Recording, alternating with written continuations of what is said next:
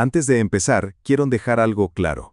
Identificar a una persona con rasgos psicopáticos encubiertos o con un narcisismo patológico es, en la práctica, extremadamente difícil, por no decir imposible.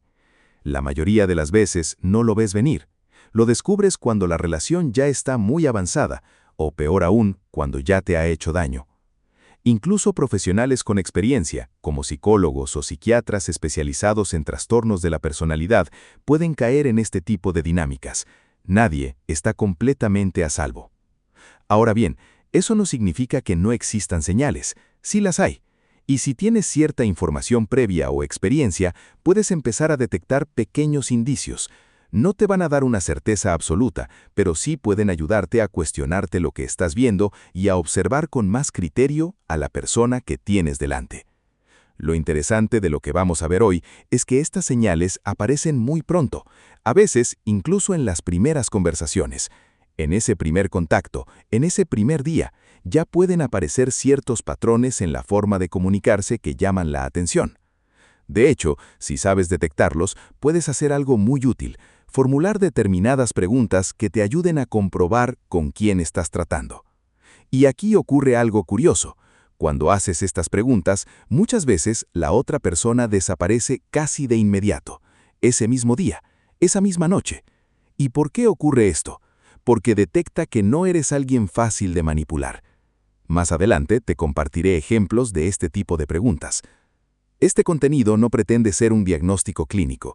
No se trata de etiquetar a nadie, pero sí es importante entender que hay ciertos elementos en el lenguaje que estas personas utilizan para evaluar si eres una posible presa para la manipulación. Y si aprendes a reconocerlos a tiempo, puedes evitarte mucho sufrimiento. Porque si lo piensas con perspectiva, muchas veces las señales ya estaban ahí desde el principio. Lo que ocurre es que no éramos conscientes. A menudo proyectamos nuestra forma de querer en los demás, asumimos que el otro siente como nosotros, y no siempre es así.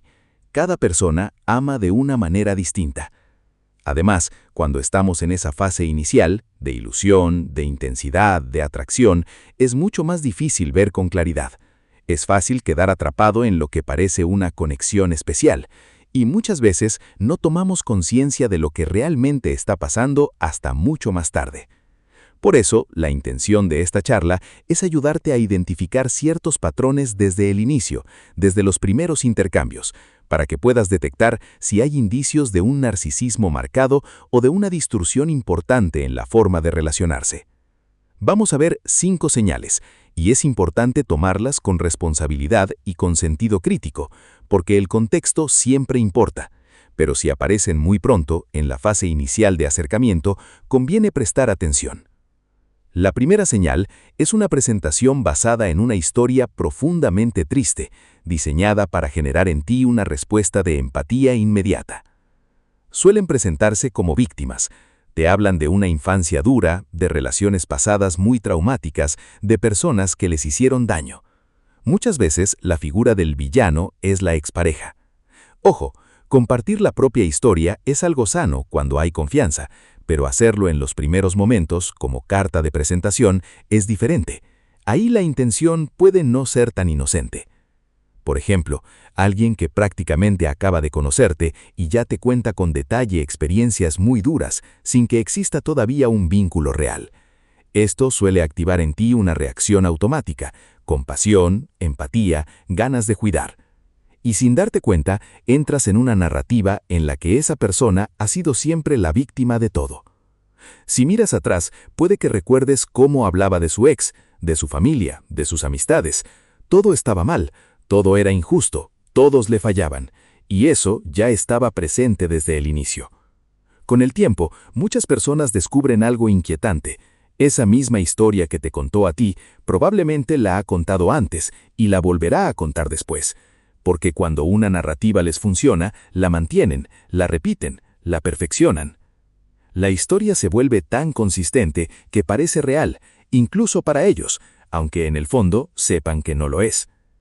La segunda señal tiene que ver con la externalización, es decir, la tendencia a hacerte responsable de su bienestar emocional.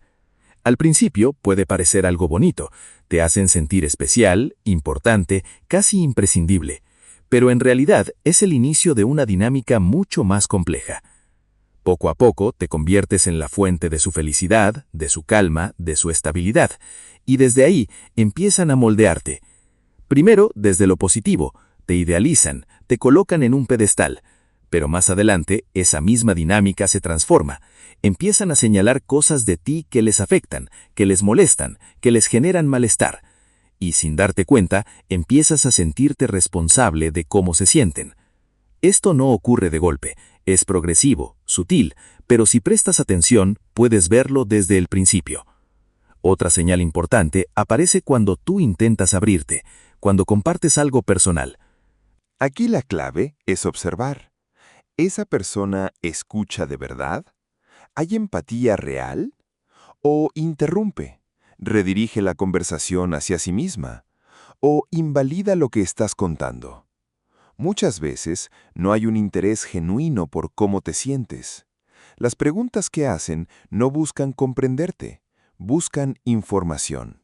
Información que más adelante puede ser utilizada en tu contra.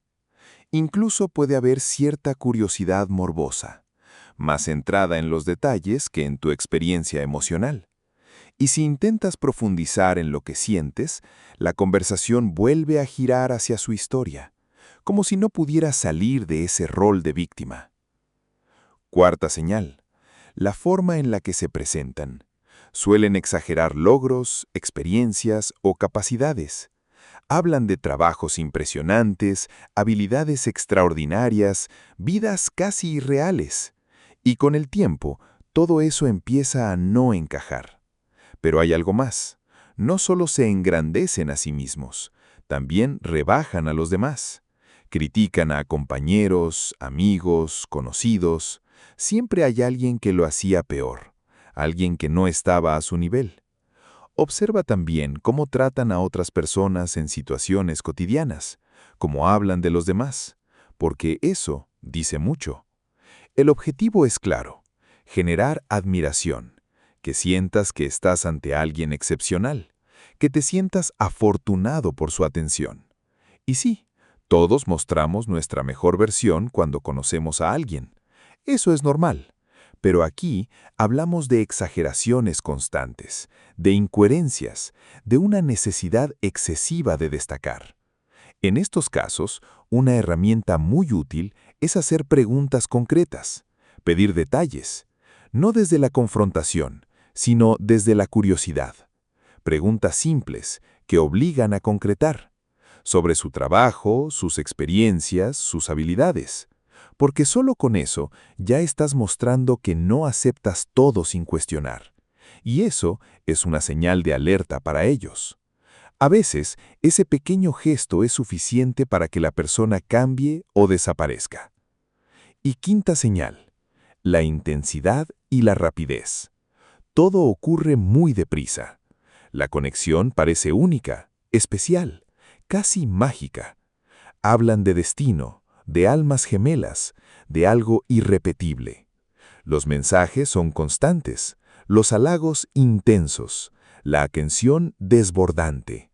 Y claro, es fácil dejarse llevar, sentir que has encontrado algo extraordinario.